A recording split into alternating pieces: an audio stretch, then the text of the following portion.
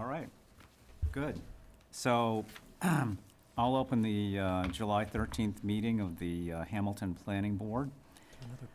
We're actually in a hybrid mode, which we'll talk about in a minute. On the agenda tonight is a discussion, actually this is going to be continued. It was on the agenda of the 40B proposal from Harbor Light at 421 Asbury Street. That's being continued until August 3rd. And then board discussion of format for future meetings of the board and then board business. So it may be a short meeting.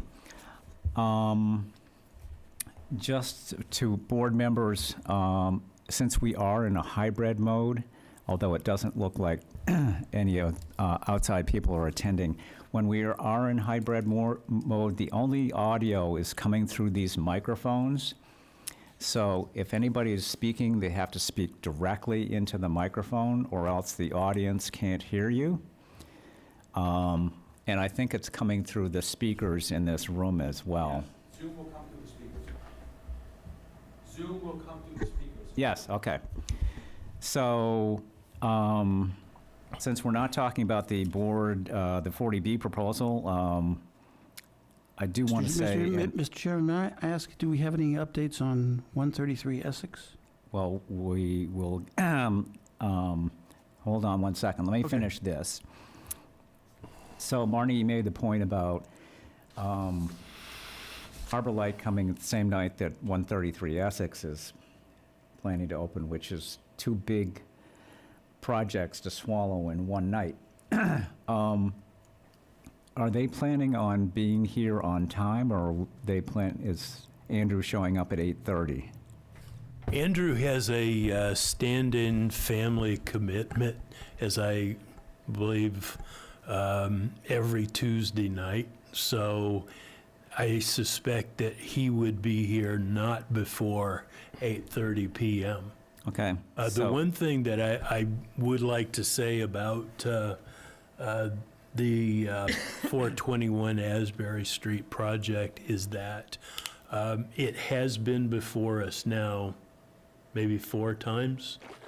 I do think that, we do need to condense comments, try to make them concise and meaningful, so we can wrap up a recommendation and get it to the Zoning Board of Appeals sooner rather than later.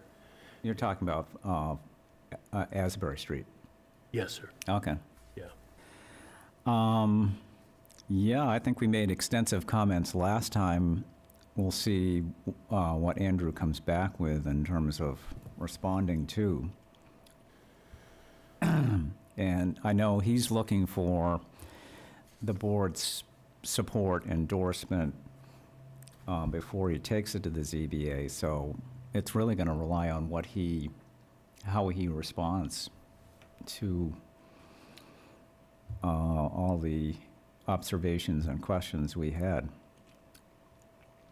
So he's going to go second. He may be waiting a long time. In fact, you might want to advise him to show up like at 9 o'clock. I think 2 hours for the first part of 133 Essex is probably enough for our first go-round. I would imagine that would be about right. There'll be a number of consultants. The developer himself, I suspect, will do a fair amount of presentation. I'm sure that their attorney will as well. And the way we might want to structure it is that an hour and a half for a presentation by the applicant and their representatives, and then leave half an hour for questions from the board and the public. Now, we had talked previously when we did Canterbrook that we did that in stages. And I had mentioned that to you, Patrick. Is that something you're still... As the chairman mentions, reviewing projects and stages is a helpful approach to take, in that in a special permit, there are many conditions that the zoning bylaw imposes on a special permit. And the approach that we've found to be helpful to allow us to really better focus on the specifics of a project and really fine-tune our comments, as well as their consultants and ours, is to focus on specific elements of that special permit set of requirements, and then vote them individually as they're being satisfied to the board's expectations in terms of how they meet the zoning bylaw language, in your opinion. That, to me, I think is the best way to keep track of where we are on a project and how to best follow through with decision-making from the board. Okay. I have a couple questions about that process. The first question is, you talked about a half-an-hour allocation of board and public questions and comment. Would it be useful to think about if there's a separation between those and an allotment of time for the board and an allotment of time for the public? Because it seems like it could be pretty open-ended on both counts. Well, I think you're right, and that's going to be our challenge, is sort of managing the amount of information. As Patrick said, we hopefully will take these in blocks of information and then come to some sort of decision. Have we got enough information? Do we need more information? Can we make a decision? So maybe in communicating to the applicant, we can say an hour. I'll give us an hour of presentation and then leave an hour for the board and the public, because I'm sure the board is going to have substantial questions that could take more than half an hour. I guess what I'm asking more specifically is, because there will be more questions and information and discussion than can fit in that amount of time, would it be useful to, and I don't know whether this is the right question or way to approach this, but would it make sense to have a certain period of time for the board, then the board is pretty much done, other than if they need to clarify something that comes up from the public, and then the second portion of that process is the public, rather than mixing the two together? Oh, that's always how it goes. The board always starts out first before the public. That you'll find in meetings, the public would like to jump in. If you don't structure it that way, you lose all continuity and comprehension of what's going on. So after the applicant finishes their presentation, then it goes to the board. The board is exclusive, has the floor exclusively there to ask questions and get clarifications. Once the board is satisfied, then it's open to the public. What I'm saying is, would we announce to the public in advance, we're going to take a half an hour, then you're going to take a half an hour? I think that's a very good idea. Just generally speaking, I'm looking for this whole process to be really an education for the public as well as us, new board members, in terms of how to have a good meeting. So I appreciate your comments. I think it's important to set expectations for the public, because many, if not all, of the people attending have never been before this board, don't know what this board does, how it operates, and they don't know anything about the process. So the more clear we can be, the better. Absolutely. So on the second piece, I wonder if it would be useful to think about in advance what the blocks or subjects or stages are, agree with, amongst the board what those are through discussion, and then here's another, I don't know whether it's appropriate question, would it be useful to publish to the public what those blocks are, so that they understand how we're structuring this, and they can feel less stressed that they're not going to be about when and how they're going to be heard and how this thing's going to be unfolding. I just feel that the more predictable it is for the public, the calmer and more productive it will be. Yeah, I think that's a very good point. Patrick, I don't know if the application, how we can structure that in terms of, so I'm sure they're going to have an overall presentation of what they're proposing, general information overview, and then can we direct the questions into a specific framework and subject area? Before you answer, Patrick, I was thinking along the same lines as Jonathan, and I was wondering if we could actually develop in advance a written outline of what we define so that the applicant, I'm sure they're in the process of preparing their presentation, so that they actually can address those blocks of information.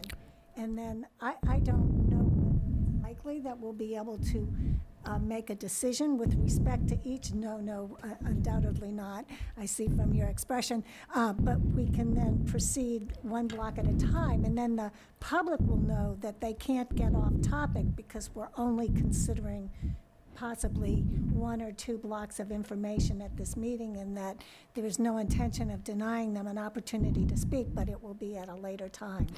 So I'm thinking a formal, rather a formal outline, maybe not a detailed outline, but at least one so that everybody is literally on the same page. That's where I was going to go next, in a sense. Could there be a way to put this, in a sense, truly through a legal lens? And I would love an attorney to be looking at this, making the blocks into a setup where it's almost a finding of fact, just as when you state a decision, I find a fact that, this, and therefore I'm voting in favor of this piece of it. To set up the framework in advance that way, so that it's clear to us, it's clear to the applicant, and it's clear to the people speaking in favor or against it, how this thing is being structured. And in addition to that, what I feel is, because I would imagine everybody agrees that this is going to be a fairly lengthy and complex process, that you want to do it in a way that's unassailable procedurally. Couldn't we just, the blocks be on the agenda, and those are the blocks that are discussed, and That's people will know that ahead of time? That's what I think everybody's aiming for. So the question to Patrick is, can we structure it that way? I've never seen an agenda structured that way. Doesn't mean it can't be done, but I've not seen one done that way. I think it's easy enough to take the elements of the special permit set of requirements and set up a matrix that has a decision-making process based on the order in the bylaw that's easy for everybody to follow, that's easy for us to keep up with, and basically it becomes a scorecard on the project as the project's being presented to us, as it's being defended to us, as it's being reviewed by our peers, by our board members, as well as input being provided by their set of consultants as well. I have a question, sort of a what if. What if would we be out of line to talk about a framework tonight, and could that be then maybe cobbled together by Patrick and then even run by town council for properness of procedure and open meeting law prior to publishing anything? I don't think it needs to go to to council. If you put it in the agenda, it's part of the agenda. Right. The town council doesn't need to review that. Okay. As long as we're following the bylaw, then we're good. Yep. So, Richard, when you're speaking, you need to get the microphone. Yeah, I tried. I tried. And the same for Patrick. Yeah, thank you. We might need, does everybody have a microphone? We might need one more microphone. I see there's going to be for the speaker. Just so for future, Yeah. go ahead. Can I get another one? I can bring another one in, I just don't have one. And also for the public? Yeah, they'd have to come to the podium. Oh, okay, Yeah. all right, So all right. We definitely need one more for the tables. right, Yeah. okay. Okay, that's, should probably have enough ports in the floor, that's the other problem. It's the, The floor box might not have enough inputs. oh, okay. Well, to the, Jonathan, I can share, I'm not speaking very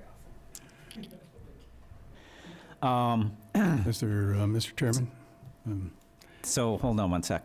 So, Patrick, want to follow in structuring the elements? Is there a logical framework that you can construct out of this?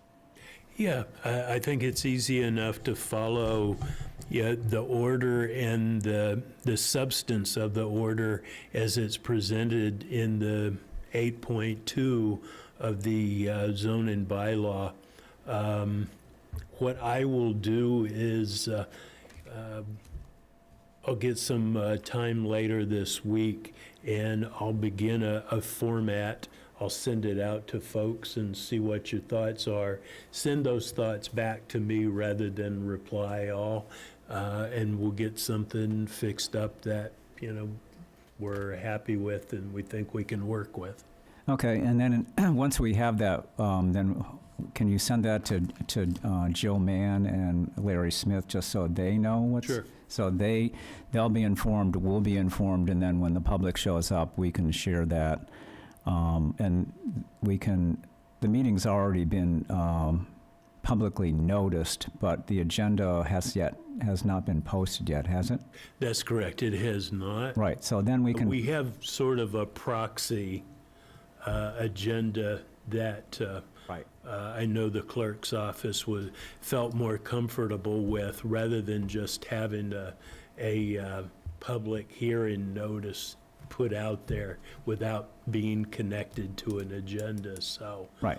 So then we can, once the format and top subject areas have been agreed upon, then we can put that in the agenda, so the public will know, the applicant will know what we're intending to cover, and in what order.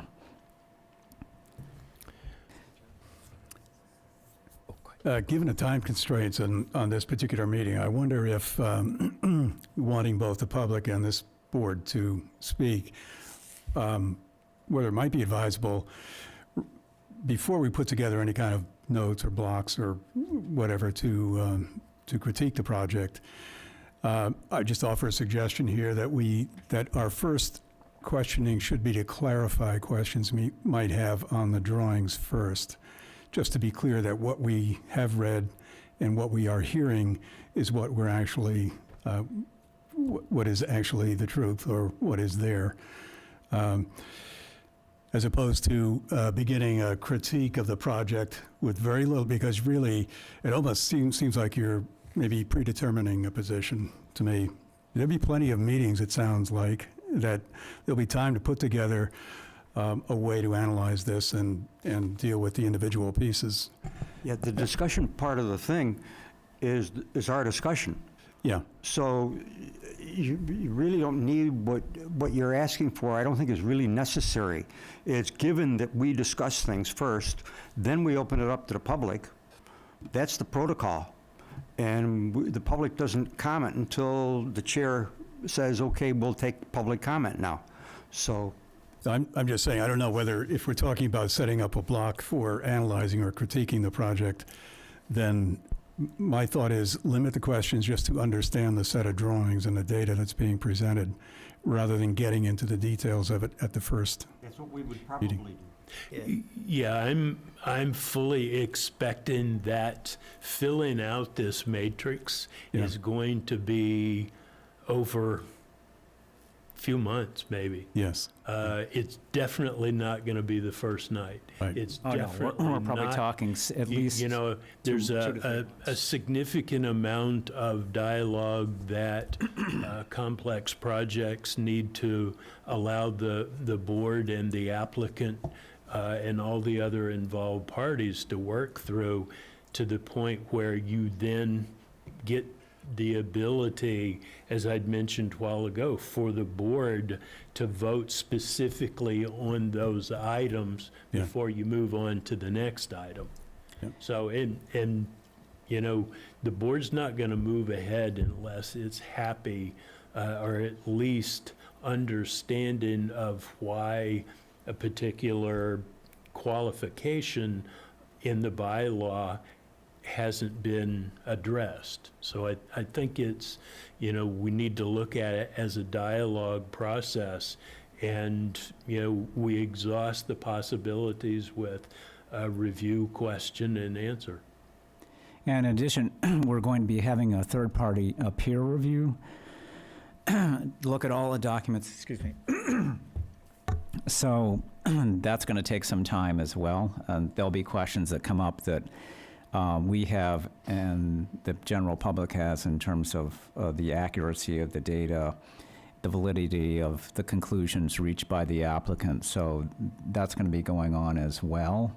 So we won't always get a clean, we might cover a block, but we may be waiting for the peer review to be concluded to verify or not the data we've gotten and the conclusions we've drawn from that data. So we may get through that block and say, well, we're going to reserve the right, before we make a decision, to hear from our independent engineering consultant.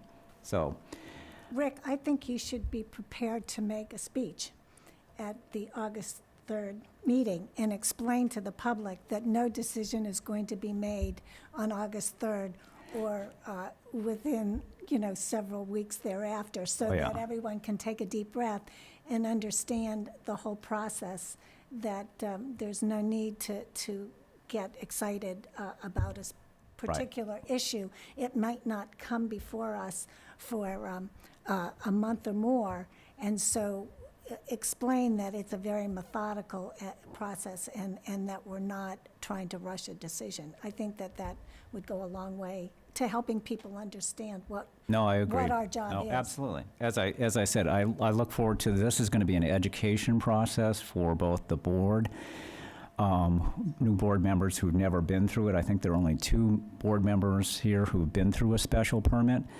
So I'm looking forward to this process, and also I think your point is well taken about laying out how this process is going to work. I think it will help people understand. My guess is this is probably going to take at least probably 3 months, if not longer. Just so you guys, hopefully won't scare you. But the last special permit that we did was Patton Ridge. I think that probably lasted 6 to 8. We went through 6 to 8 meetings. Probably was 3 months. Canterbrook was 5 years. So, but that was because of extenuating circumstances. But once we got back on track, I think it was a good 9 months, probably 6 to 9 months before we got through that. So strap yourselves in and get ready. Sorry, Rick. I was just going to mention before, but I think between Emil and yourself and Marnie, you all hit on parts of it. But I was an applicant on the applicant side of a special permit in Ipswich, and I think the first meeting, knowing it's a 4-month process, the best use of everyone's time was to give the floor to the applicant as much as possible, to give the introduction. I think it's the same thing Emil was talking about, and so that people aren't left making assumptions on, because you can't infer everything from a drawing either. So just outlining the fact that the first meeting is more or less an introduction to the project, and it's the opportunity for the applicant to explain it to everyone, and then we can start to develop some feedback and questions, because again, you can only see so much on a drawing. And that third-party engineering review that you mentioned is also an important element in the process, and it's important to get that feedback. I'm not sure what the timeline is for that review, but usually there's some back and forth that happens during that period, so it's not just like one review that happens. There's a review, some comments, some re-engineering, and then some final review thereafter. So Right. it's Right. good to know that. Fortunately, and Marnie, I, Bill Wheaton, and Richard, I think you were you on the board when we did 59 Willow Street? No, it was just before me. Okay. So, Jill Mann, who is the attorney who will be doing the majority of the presentation, has appeared before this board for Canterbrook. I think she did Patton Ridge, and she also did 59 Willow. She's very good. She knows her stuff. So it won't be her first rodeo. She's very experienced at this. She knows how to take and move through the process and answer questions. So I know from that side, I have a high level of confidence we're going to get somebody that's going to help manage the process well. So, Well, you look like you have something to say. I'm somewhat confused by our role here. So we are not the coalescing board in charge of making a decision. Isn't that right, Patrick? It's the ZBA? No. No, sir, No. this board is the special permit granting authority exclusively. Okay. So, Rick, back to your comment that Jill Mann is likely to have a very methodical process. That sounds good and helpful. And what I wonder is if we know that's going to be relatively orderly, what we could do is turn our attention to how we make the public input orderly, productive, and people feel like they've been heard, and yet, we've gone through a good process. So I think it's worth thinking a little bit more about if there's going to be blocks of sort of analysis and question and answer. How strongly do we guide the public to follow that Okay, versus Jonathan, when they wander off? I think the real thing to do at this point is let Mark run the meeting. He's had the most experience of anybody on this board. He knows what to do. I've got the second most experience. This man knows a tremendous amount.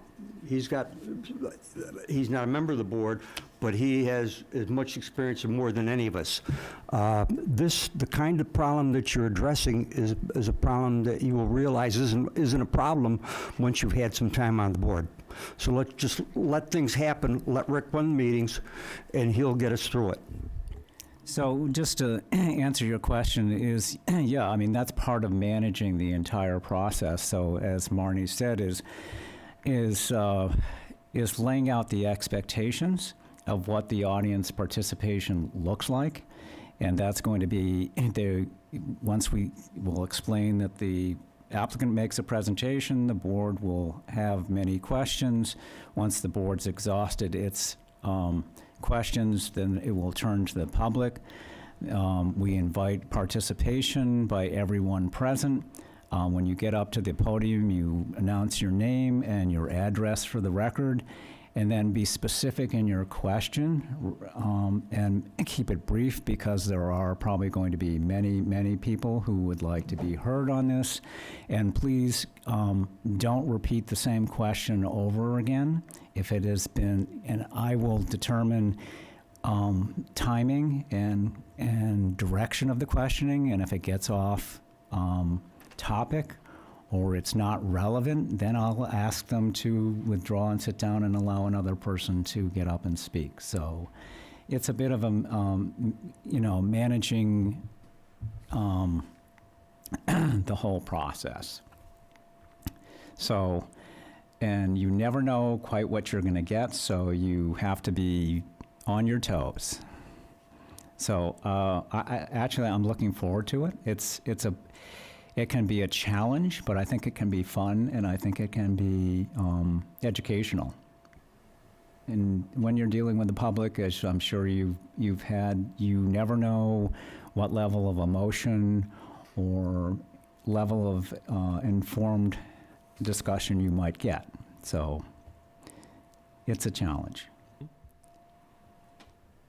And I look forward to all of you chiming in and supporting me, and if I'm not doing something correctly, or if you think that could be done better, I'm open to that input. So, and, you know, that's not unusual. Everybody will have a different viewpoint and have different questions, but I will try and as we go around, is rather than, and I'll say the same thing to the board, if the question has been asked and answered to the satisfaction, one thing we don't want to do for both the public and ourselves is keep going back over the same thing over and over again. So that's going to be part of the management, and that's why we want to go through the blocks and get through a section and say, okay, we've done that. We could determine, you know, is there a consensus that we've gotten enough information? Is the board comfortable with moving forward to the next block? So it's a consensus process, and everybody gets to contribute. But also, part of my job will be to manage people on the board in terms of, you know, not repeating the same question or belaboring a point to the point where we're just, you know, we're not being productive. So I look forward to it. I think it could be a lot of fun. It'll be challenging, but I think it's a good opportunity to get a lot of people involved and see how good government operates.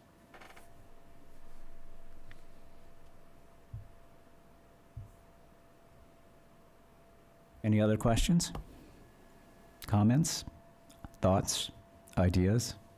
I have one other question that might be not the appropriate time to bring it up, but it's more of sort of a policy procedural question where when we're reviewing this project or any project, if there's something in the bylaws that seems unclear or contradictory or counterintuitive, whether that should come up in separate conversation, say, for example, is that pushed aside to other venues when we are, say, before I joined the board, you were looking at revisions and updates to the regulations, or as they come up in the application, is it inappropriate to highlight those things? I'm not sure I understand your question. I feel like I can answer that. If we have an area of a bylaw that appears conflicting, if there are questions as to our ability as a group to uniformly understand it in order to apply it, we'll ask for a legal counsel opinion to help us out. That's not it's a very good question because those things do come up. Thank you. And I'd like to make it a comment, if I may, about the kind of comment you made. And don't take this personal. Sure. Try to stay out of the weeds. Don't get too wrapped up in what you think might happen or might not happen and this and that. Just keep your mind going, ask your questions, ask the questions about the topic at hand, and let the chair run the meeting. And everything will be fine.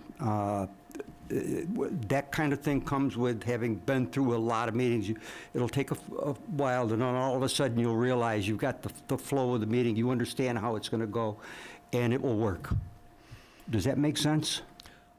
Yes, absolutely. And I think Patrick has a good contour of the nature of my question. Okay, thank you. Okay, so the sort of next topic of discussion is the format for the meeting.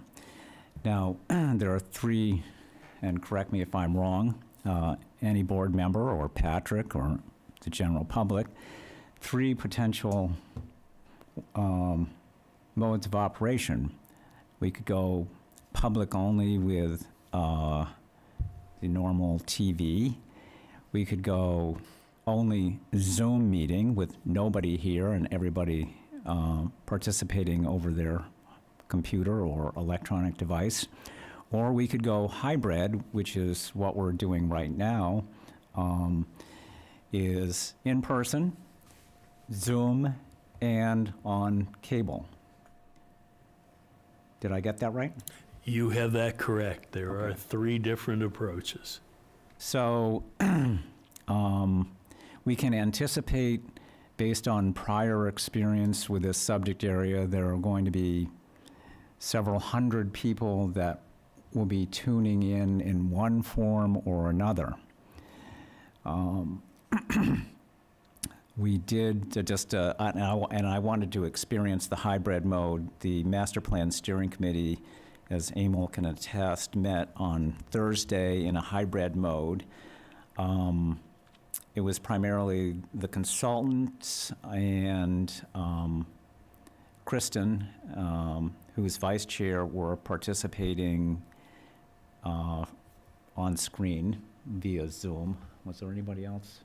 There was, the consultant's consultant was also there, Halverson. That's what I said. The consultants were on. Consultant, the master planning consultant Yes, was the there, master plus plan her, consultant was on. plus her consultant. So, and that seemed to go pretty well. Yeah. There were a couple of minor technical glitches. I'm going to speak personally, and then everybody can chime in. I kind of liked it. It worked well. I like the idea of having the public in front of us and having Jill and the applicant and the consultants so that you can really get into a rhythm. I like that part of it. The challenge I see will be the population in this room. If we were only doing the in-person model, there would be this room would probably have 60 to 70 people in it. It would be packed. They would be sitting on the floor. You wouldn't even be able to see them because they'd be so close to you. They would be lining the walls, and it would be, very much, and out the door as well. So that's a challenge. So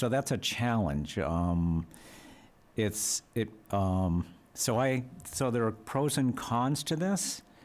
I don't think we can limit the population in this room. That would be nice if you could say, the first whatever number, 30, 40 people, and then that's it. But I don't think we can legally do that. So I'm open to people's comments. Well, before we even go to that step, the other question I have, if we do have a hybrid approach, and even with the presentation that the developer will make, having the public being able to see the maps at a scale that they can follow is kind of critical. I have the huge maps that have been presented, and I fully intend to look at them, but I think that our conversation will be a little circumscribed if we don't have an ability to see the development, everyone to be able to see it simultaneously On the screen. on the screen. Yeah. I think that's a very good point. And that's always been a limiting factor when a applicant is making a presentation, because usually it's on a tripod easel, and it's facing us, and the public can't see anything. Right. So, And a lot of the issues, I think, surrounding this development involve the location of, say, the septic or the properties. And so to be able to have everybody understanding what we're talking about with reference to the drawings that we have. And this was Emil's point about just addressing what's on the maps first and having an understanding of what's there. And clearly, if we reduce the size of them to 8 by 10, it's real difficult to see, since none of us, maybe Corey is the youngster, but I still have bifocals. I have my magnifying glasses. It would be nice to be able to see. well, I see think it that's a at very large good, I think that's scale. an excellent point. And that gets into the technical presentation, I think. And I think that's something that the applicant's team is going to have to figure out. It may be that she may have to bring in somebody with a laptop who's connected to the Zoom meeting, who can put on the screen whatever subject area and graphic is relevant at the time, so both we can see it in a larger fashion, and the public in the room can see it in larger fashion, and the public participating via Zoom and watching on cable TV can see it. Yeah, we've done that in the past. Yeah, They usually sit over there, the computer gets attached to some one of the outlets over there, and it gets projected up there Yep. through that. so that's, I think it's along the lines of what we had intended. If, as long as the applicant had sent all the documents electronically to be presented to Patrick before the meeting, the idea of, with the hybrid approach would be to use his computer. And what you're seeing on the screen now is what's projected to the remote audience. So whatever we're projecting would take up the large portion of the screen, and you can zoom in and out of drawings. And I was volunteering as the person behind the scenes over here, which is, I think, what Bill had said Wenham had done recently too, with success. And then that way, we can all see the same drawings and zoom in and out of them as the conversation goes towards them, and the presenter can just direct to which drawing, to which part of the presentation to be navigating to. And that's what everyone then sees, both remote and in the room. Yep, no, I think that's good, and I like your idea of volunteering. And also, Yeah, we're going to rely on Mr. Norton a great deal. Yeah, well, no, I'll eventually learn to the other stop thing that came up, is people who are remote will be typing in questions, and somebody needs to be monitoring the chat box and then being able to interject those questions that haven't already been by the public or the board addressed. They need to bring those up and present those. So that might be your role here. That was actually something I was wondering about. Do we have any capacity to limit questions to in the room, or I hadn't thought of the chat function as well, but it got sort of dysfunctional, and not her fault at all. Linda, something that asked last week, when she kept trying to chime in with her question because it was never clear what time was right for the Zoom participant to ask questions versus the... Right. So I think that's a very good point. And again, I'm going to rely on you guys, because I'm sure I won't remember all of these things, because it's like a Broadway play going on. You're trying to figure out all the pieces that are moving around. So if we designate somebody to do that and just say, we're going to take questions from the people in this room, and then we're going to take questions from people that are tuning in remotely.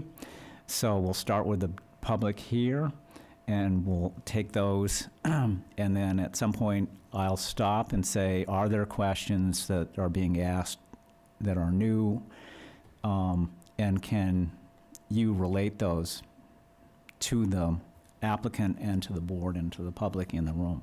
It sounds like we're going to have that ability, because everyone's going to be on mute remote. As they Yes. indicate that they have something to say, we can go through as they raise their questions, and I can just say, hey, Rick, this person has a question, and I'll unmute them, and that gives them the heads up that it's their turn to talk. Yep. And then they go back on mute for the next person to ask their Yep. question. And we may have to remind them to go on mute. All the people be on mute. Well, we control, with Patrick being the host, it's good that we control that, so. Do you feel confident you can do that? We're going to try it. Right, because we've had problems in the past with interlopers. Oh, right. Bombers? Yes. So we'll have to really screen for that, because I think that because of the importance of this, it might, we might have some trouble that way. So hopefully it's, is it Bill is the person? That's correct. Yeah, he said based on how we set up the Zoom meeting, that feature will be active. We might ask Bill to be here for our first meeting, just to, That's a good idea. as inevitably will happen, something won't work, or we'll need a technical question or issue addressed. So what you're saying is the person in that room can, if a question has been repeated and the person doesn't respond to the chair's request to stop, he can be the person who is remotely speaking can be cut off? I think it's actually from Patrick's computer, because Patrick will be the host. Patrick does it? So, well, I'll be sitting next to him and doing that, monitoring the chat, and then saying, okay, it's this person's turn to talk. You're on. Okay, you're good. unmute, and then when Good. they're done talking, then we mute him and go to the next person. And I'll just Right. indicate to Rick maybe that Wait a minute, Here's the- but you mean I gotta I go could. sit over there? Well, instead of I sit over could sit right. We can share a chair if you want. there? Never mind. No, but Well, I think- it's a brave new world, and we'll figure it all out. So, I'd like sort of a general consensus from the board. Are people comfortable with the hybrid model, given what we're talking about in terms of managing and displaying information and taking input from the public who's remote, taking input from the public who's in the room? I think we should try it. I don't think we have anything to lose. It's interesting, it gives everybody a chance to participate, and if it doesn't work, it doesn't work. But the only way to find out if it's gonna work is to do it. Okay? Corey? So when you say hybrid, does that also apply to the board members? So if a board member was on a trip, business trip, travel trip, Yes, and wanted to, yes, attend remotely, yes, it does apply. how would that be displayed on, on the screen? He would be just like any other participant? Yep, Correct. Okay. you'll be about this big on the screen. A little box, a little. A little teeny box, Okay, but your voice will come through. okay. No, that's a very good question. So that actually could solve the problem Of a quorum? of well, So not a quorum per partially. se. I don't think that'll be a problem, but I might be unable to attend, or you might not be able to attend in person, but we could attend Remotely. remotely. And in that case, I would turn to my esteemed colleague and say, you're in charge of the public process, and I'm not. Well, actually, it's really no different than what we did during the COVID problem with everybody being remote. Yeah. And we had all the little heads all around the screen. No, actually, I think it does have some advantages, for people that can't attend because they're in another location, and as long as they have access to electricity and a Wi-Fi or battery, they're good. So I was going around the room, just Corey, any comments? I mean, ideas? why not try it? Of course, I'm a little bit leery of how many people could potentially extend their nights into very late ones, but I did witness in earlier pre-rounds of this that they tended to consolidate their viewpoints and present them from 5 instead of the 60 that fed into that letter that they read. So hopefully it goes that way. Marnie? Well, I tend to agree. I think we should try it. I think we should have the IT person here. I would definitely recommend that. Because undoubtedly, there may be a glitch. But I think it's worth trying. I also think that we should indicate what the capacity of this room is so that people know that they're not under the impression that it's going to be social distancing, so that people, There we go. no, but they may elect to attend by Zoom Yeah. because they don't want to be in a room with so many people. So I think we should sort of indicate that the memorial room has a capacity of, say, 30 to 40, and that Zoom attendees are going to be accommodated as if they were present. I think we should let them know that. And other than that, we can give it a try, and if it works, it works. If it doesn't, it doesn't. And then with respect to the public, I think that it may even be that we won't get that far, the first meeting. The presentation may take an hour and a half. We will just begin to have our questions, and then we will have to let the public know that the next meeting, they're up. We will finish our questions with respect to that component, and then the meeting essentially will be turned over to the public so that they can address the issues that we've talked about. So I think we should really make clear that we're not trying to cram everything into one meeting, and that the public will have every opportunity to be heard. I think it's very important that the public be heard, because whatever decision is made, people accept the decision if their viewpoints have been heard. If they feel that their viewpoints have not been heard or have been relegated to the side, then they're less likely to accept the outcome. But when people understand that their viewpoint has been incorporated, they can accept a decision even if it's not exactly the one they would have wanted. Good. Thank you. Emil? Go back to your first question. I'm okay with the hybrid system. I don't know how you could do it otherwise. Usually the fire marshal will post whatever the allowable occupancy is here. That's what I was thinking, So and that should actually be posted in the room, so that if you get, Go ahead. if you can get if more people show up, the fire marshal can actually close the meeting down, and you have to move, or suspend the meeting for another date. That brings to mind one question I have, whether any thought had been given to maybe going to another larger room for this initial meeting only, and then go to a hybrid situation. In other words, I don't know other place, maybe the school. I know that complicates things, but if this is a in-person only meeting, the entire public can go to that meeting if they're interested. We could be there, of course. We probably don't have to Zoom the meeting then, or put it on Zoom. So I'm just wonder if that has been considered for the initial meeting, which is the presentation. The Harbor Light kind of complicates it for us, because we'd have to stay there and do the Harbor Light meeting at that other location, but I'm just putting it out there as an option. But otherwise, I like the hybrid as the only way to do this. I'm fine with the hybrid. I very much support the hybrid, and I think any technical or logistical hiccups that occur are well worth the trial and the risk. I also support what Emil just said about the first or maybe a couple meetings being in a larger venue. I have been through some extremely controversial processes in the city of Gloucester, and what we did is we did use a school auditorium, because otherwise it would have really hampered the integrity of the process, and it was very, very important, and I think it definitely affected the outcome of the process, and I strongly support Emil's suggestion. I think the hybrid approach is a good one, and I wouldn't oppose going to a larger venue either. Okay. That does propose some serious logistical, technical issues.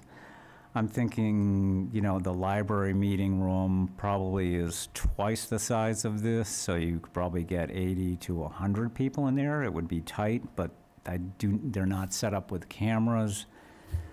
The next one is the high school auditorium. That's probably, 1,200? I don't know. It's around 1,000 anyway. Not sure. I don't think they're set up for cameras. I mean, they probably could be. Well, we've had town meeting there. Yeah, so- town meeting goes on there, so they must, Yeah, no, I'm just thinking of it would be a big, because I know they use a lot of the students to set up all the equipment. isn't there a room, something like this one, that's sort of a... Like handicap this room for one. the- Huh? Like, No, the little room there. Isn't there some kind of a control room that's in there too, or am I just thinking of this one, transposing in my mind?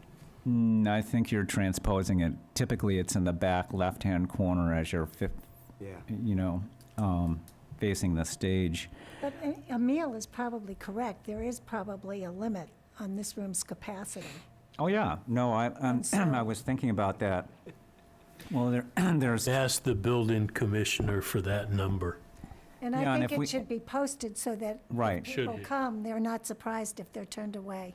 So I think, I think you're right, Marnie, is that if we stay here, then we have to be, that agenda has to be, half a page explaining what we're doing, that the public meeting room will accommodate X number. That has been set up for a public process via Zoom and cable TV so that people can participate, ask questions, and be actively engaged. That needs to be in the agenda, so that's clearly communicated, and I would make sure that that message gets to the organizers of Save I mean, if, Tobacco you know, Woods. The only concern I have with the auditorium at the high school, it just makes it so remote from. we're not going to have that many people. When we had the initial presentation of 133, we had about 50 people here. It seemed very crowded because this room has a capacity of Right. 20 or 30. And I mean, the whole point of doing a hybrid meeting is to allow overflow, is to allow people to sort of hang out, learn, and unlike videotaping, they can participate.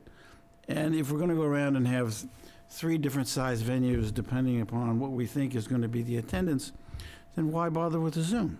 I mean, it's the advantage of the Zoom is we can always have a meeting here, and I'm guessing 95% of the time this will be fine. We won't need Zoom to handle the overcapacity, and the few occasions that we do, that's why we have Zoom. I mean, that's our overflow capacity.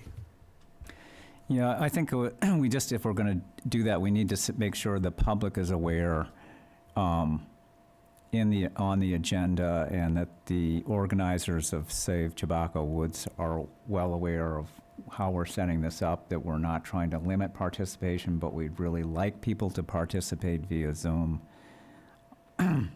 We have a limited number of seats, 30 or something. We should publish, and maybe, is there going to be a rule, the first 30 get to attend? And Actually, there should be a sign somewhere in this building that says maximum capacity.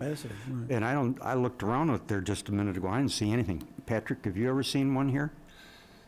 No. I didn't think so. Yeah, I understand your point, Jonathan, about a larger venue, but the option to larger is huge, and I just feel like it'll lose the personal touch. I feel like I will be up on a stage high above the people, they're going to be in the dark, and I won't have the same. Sure. Then I would go back to Marnie's comment, which was, I think, very insightful, which is if people feel like they've participated and been heard, it's a better outcome. And however we can get to that interest, I think, is a good approach. Right. Yeah, but in reality, there haven't been that many meetings where we've had that kind of turnout. Maybe 5 at the most in the number of years that I've been on, and you've been on a lot longer than I have. Yeah, I mean, they're very issue specific. The most capacity in here was when Robert Patton was proposing a marijuana growing facility, and we had the about room. 30 or 30 or 40 people. came. Oh, yeah, there were More than people, that. they were probably, they were out in the hall, they were sitting on the floor, they were up against the walls. That was the sort of most intense and strange meeting that I've been attending as a board member. Fortunately, I wasn't chair at the time. That was because a lot of people in town who were not in any way directly affected by the project felt there was a moral issue Oh, yeah, whether or not the town should allow growing of marijuana and what they would say to their children. So there was a widespread attendance Yes. besides just the There was abutters? there was a widespread, there was a great spectrum. Yeah. Can I make a side comment related to that? As as the crowd was leaving the meeting, one person called out to me and said he was going to pray for me. Didn't work. Didn't work, no. Okay, so, Longer limited on capacity for Zoom, correct? say again? Well, we've hit the 100 on Zoom before and had to stop the meeting. We have a license for 800 now, Right. so I think we're good on that end. Most likely, yeah. But I think if the agenda needs to be very specific about, you know, if the fire marshal has or the fire chief has a, you know, limit in this room, it'll be first come, first serve for the first 30 people or whatever that number is in person. But Zoom is available for up to 800 seats, right, Patrick? It will be broadcast on cable. Oh, what does it say? Found it? Lo and behold, we have a certificate of inspection. Chairs only is at 73 is the allowable occupant load. Standing only is 102. Chairs allowed with standing is 34. Standing allowed with allowed chairs at 34. You add 55 to that number. So, and this was issued on October 30th of 2019. I have no idea what the capacity That was is. before COVID. Yeah, it was before COVID.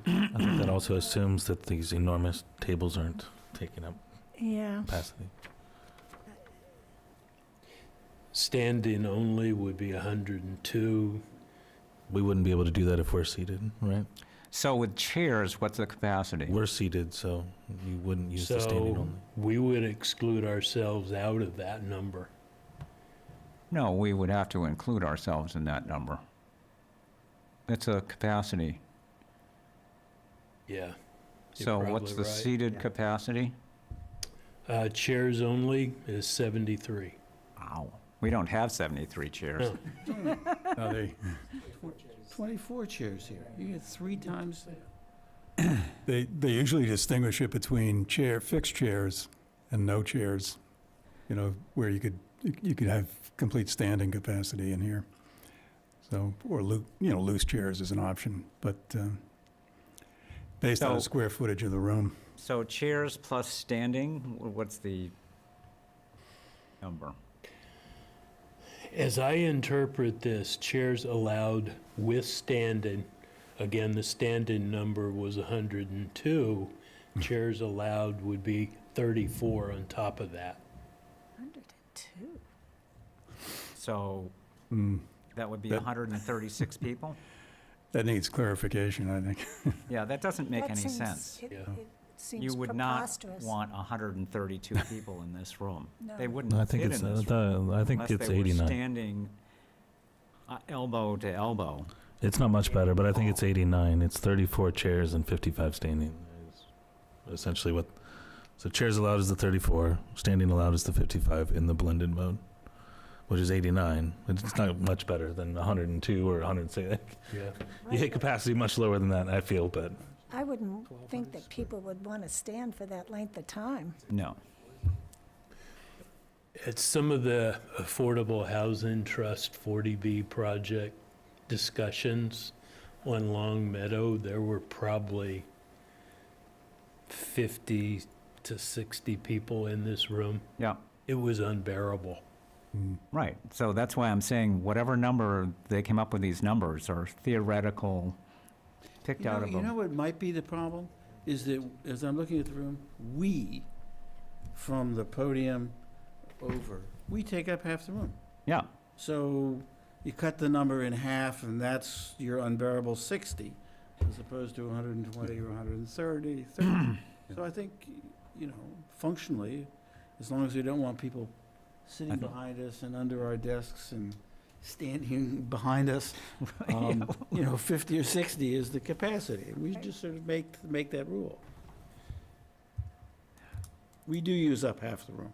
So maybe you can consult, excuse me, with our public safety officials, because I think Bill makes a good point. We're taking up at almost half the room, and we have 24 chairs, you said? Well, I think 30, you probably get 30 comfortably if you. Yeah, and you could get another probably 20 people standing, so I would say the limit will be like 50 in person. But we need to make sure that everybody understands that they can attend via Zoom in an unlimited number. And that agenda needs to be very clear right up front. There are going to be 2 items, and 2/3 of that should be addressing 133 Essex and the public participation model, and the limits of in-person and the availability of other modes of participation. So how in reality do we go about enforcing that? Having police here to count the number of people that come in and saying to people, okay, we reached the limit, you can't come in? That's the blunt way of putting it. That's a good question. I think that's where talking to the public safety people is. You're probably right, Bill, or whoever said that. We probably won't be a problem, but we ought to be prepared for the worst thing that can happen, as you said in Gloucester, is that you get this out of control and everybody thinks, oh, they don't know what they're doing, and it's a mess, and nobody cares about us, and blah, blah, blah. Because I've seen meetings where the people have been going down. Oh, the hall. I get it. Been there. And lying on the floor right here. Would you be able to make sure that you speak in the mic? It's Yeah. just for the people. Yeah. Thank you. Sorry. And we've had people, Oh, right. Yeah. I think in the time of COVID that people will be more sensitive to the limitations on the number of people in a space. But now COVID is supposedly over, so none of Well, us are wearing masks. So, I think we've got this. Patrick, are you comfortable with this? Yeah. I think that between Pat Norton and Bill Melville and their technical ability, this is the best that we have to offer. We purchased this additional equipment to allow us to accommodate this scale of meeting, so that's what we have. And also, in terms of the informing the public of the modes of participation? You should work with me on the language that you want that agenda to have. Okay, font 32. No, there is specifically a raise your hand feature in Zoom, which would, my biggest concern is just 10 people trying to talk at once, but what Pat's talking about is specifically a raise your hand feature to talk. It doesn't prevent you from unmuting yourself and talking before he has to scramble and mute you again, but the feature is known as raise your hand so that you may be called upon when ready rather than, Okay. unless we go to a webinar feature when you have to actually apply to be on screen. But I think that's a totally different Zoom package. So when you raise your hand, does that put you in a queue? It should. I don't know if it's specifically a queue or if it just shows all people with raised hands, but Get your hand up. yeah. And they can't, they won't be able to unmute themselves Oh, in the way we have it set up. Good. With Patrick as the host. They won't have that ability. Okay. I will work on something and send it to you. Good. Do we need to post on the town Facebook page? It's probably a good thing. I can make sure that Bobby Gates has it to include there. I don't think we have to worry about it receiving attention. Well, no, I just think it would be a good idea to make sure that the organizers of Save Tobacco Woods are, sort of know what we're doing. I've been working with some of their folks. There's an individual named John Cole who contacts me fairly regularly. I will absolutely positively make sure that he's aware. He disseminates Okay, good, information good. very Good. well. I think that's important because if the core that has been organizing and presenting their views townwide understands where we're coming from and what we're trying to accomplish, that will go a long way to help Sure. ensure that there's a smoother public process. Okay, any other comments, questions? Board business.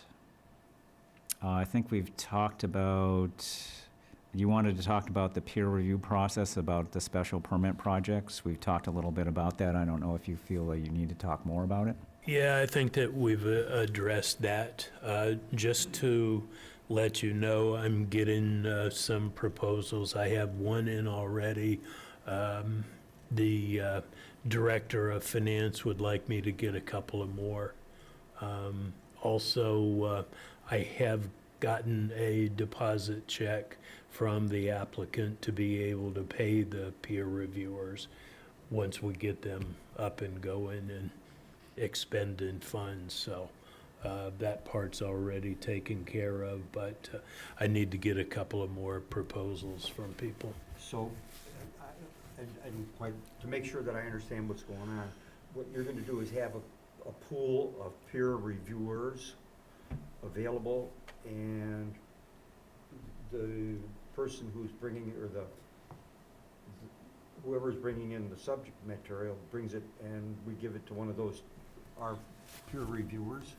Yeah, the way that this works is that the peer review teams, they respond to preparing a proposal to review the materials that we've received. And I send that to how many ever groups that we might be interested in. Typically, I think 3-ish is usually a good number. So that's, what my game plan is for right now. And you pick one, right?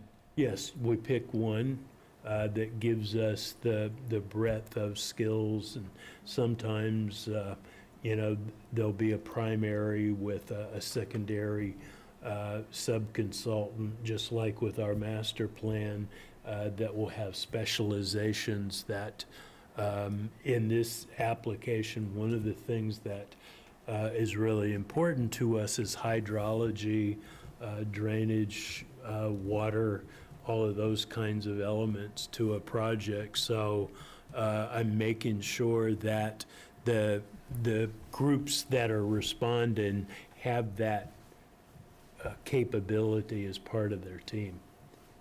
And then the applicant pays the fee that the peer Yes, sir. reviewer... Yeah, we already have a $15,000 check that's been received from the applicant and is ready to go once we get started. And I have a question on the special permitting process. I was just reading over the senior housing bylaw specific. There's like 10 different points on it. Are we voting one point at a time? Do we sort of just go over the points as they come to us and then make a singular decision at the end? What's the general cadence of that? Typically, how it works is we'll finish a subject area and then do a consensus around the table. Are you satisfied? Do we have enough information? Do you feel comfortable with what's been presented and the ability to make a decision that they've met the criteria of that element within the bylaw. Okay. And then at the end, Patrick will do a summary document of all the elements of the special permit and the applicant's response and the board's position on those. And then we will take a vote. The board will vote. Now, the state law changed, and correct me if I'm wrong, Patrick, it used to be you needed a supermajority of 5 of 7 to approve a special permit. Now it's a simple majority. That's my understanding. So it'll be 4 of 7. Okay, thanks. And then, once the board has taken a vote, there's a 21-day appeal period. Is that correct? Yes, sir. Okay. So, and that's how it works. So, there's an appeal, you said there's an appeal period.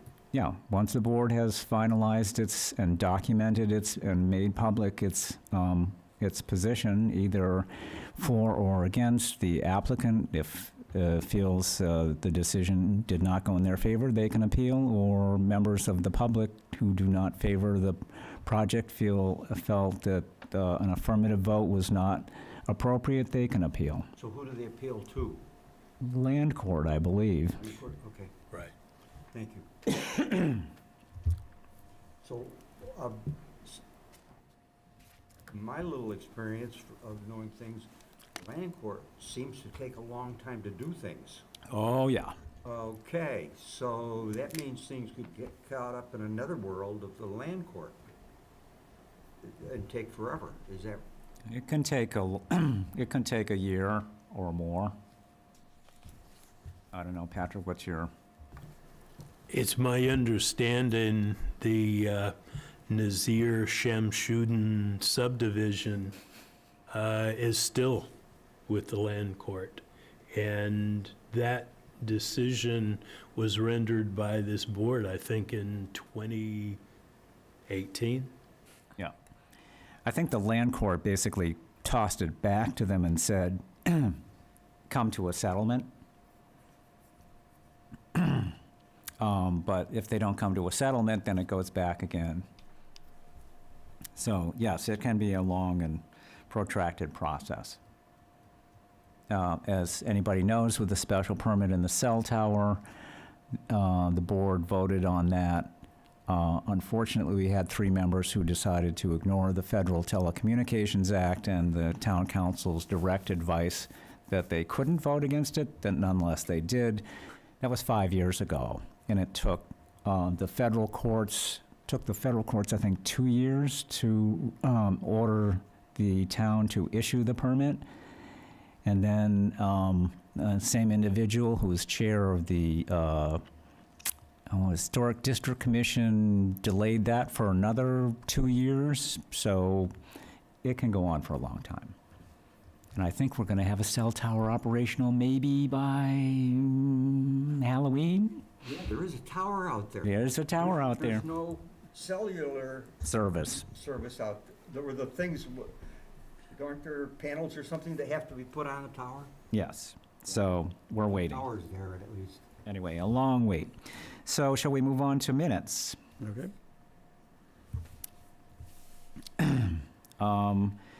So we're looking to review and approve the meeting minutes of June 15th, 2021. Any comments? I found a few typos, so I can address Those with Patrick and, with Patrick. I didn't find anything of substance. oh, we're getting better. We're getting better. Okay. I had one comment. On page 6, it says, Mr. Poor raised concerns about water drainage, and Mr. DeFranza explained that he would have a civil engineer look into it. What was missing in that was the particular reason for that, which is that in the courtyard area, the grades affect final height of the proposed building. So if we could add that wording, I've got it right here as an annotation. So I can read it out or give you the document, or if you want to. Do you have it written out? I could I have it take written out, yep. like I say, it was just in light of if it, the reason for the question is it had direct effect on the height of the building. Okay. So I would entertain a motion to approve the June 15th minutes with the annotation proposed by Jonathan Poor and Marnie's typo corrections. There were a few stylistic changes too, just some word issues, but there were a couple typos that I found. Mr. Chairman, I've got one comment too on this before voting on that. On page 7, at the bottom of that first paragraph, what I think was missing there was, I had requested photometric data for the ZBA, prior to going to the ZBA, showing the street parking lighting levels at grade, to be submitted as part of that application. I think Mr. DeFranz on the next page indicated he would be doing that, but it wasn't shown anywhere in the meeting minutes. So page 7, bottom of the first paragraph. Is that it? Yeah, well, I'll write it out. These are just notes that I put in there.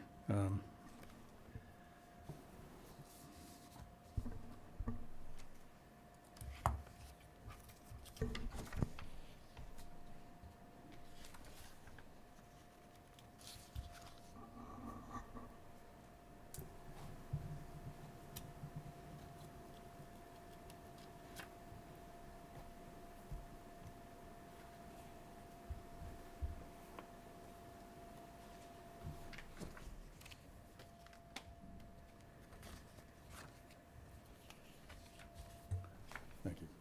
Just on the bottom there.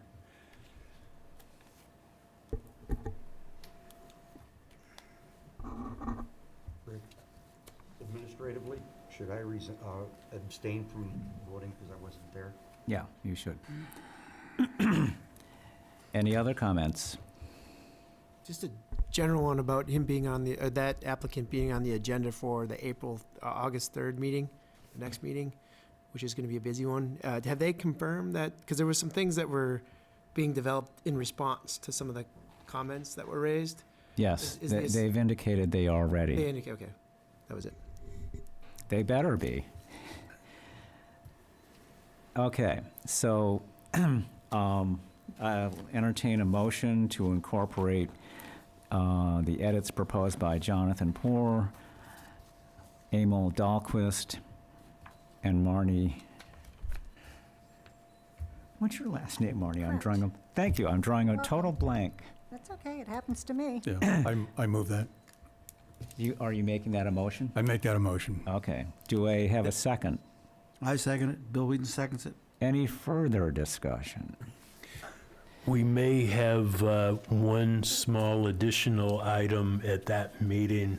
An individual on behalf of 375 Bridge Street wants to do some modifications to a driveway, and they would be removing a section of stone wall. And that is considered a scenic road. That's the subject of another hearing. It would be. But that's not relevant to the minutes. No, it's not relevant to the meeting minutes. I thought that you were talking about other agenda items. No, we're still trying to get a vote to approve the Oh, okay. June 15 My mistake. minutes. I apologize. The motion's been made and seconded. Yes. Can we, all those in favor of approving the June 15th minutes, say aye. Aye. Aye. Those opposed? All right, unanimously approved, subject to the amendments described in the motion. Okay, liaison reports. Master Plan Committee, ZBA 40 hearing, et cetera. Anything you want to say? The master plan process is continuing. We had a meeting last Thursday night, as was mentioned. We did use the hybrid approach. There were a number of consultants as part of the meeting. There was at least one member of the committee. She was ill and working at home, so that system accommodated her nicely. So, I suspect that this is going to work well for us. The consultants have a lot of data gathering to focus on in the next few weeks.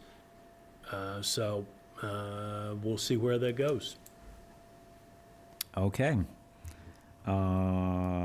Anything else? Anybody else have any reports? All right. The Willow Street project is proceeding. They've submitted their second requisition to the town, and they will be paid once the invoices are all squared away, $450,000 of the total $500,000 that the Affordable Housing Trust committed. So we have a $50,000 holdback, but I think anybody who's driven by Willow Street can see that they're really making some progress. Yeah, they're fully graded, elevator core up. They're at the end of my block, so. And I haven't heard any complaints about flooding. That was probably one of the major concerns of the neighbors were that since we've had God knows how many inches of rain, we haven't heard anything about flooding, so that's good news. All right, well, unless anybody has anything else to talk about, I'd entertain a motion to adjourn. Motion made to adjourn? I second that motion. Any discussion? All those in favor of adjourning? Aye. Aye. And we are adjourned. Thank you, everybody, and we'll see you August 3rd.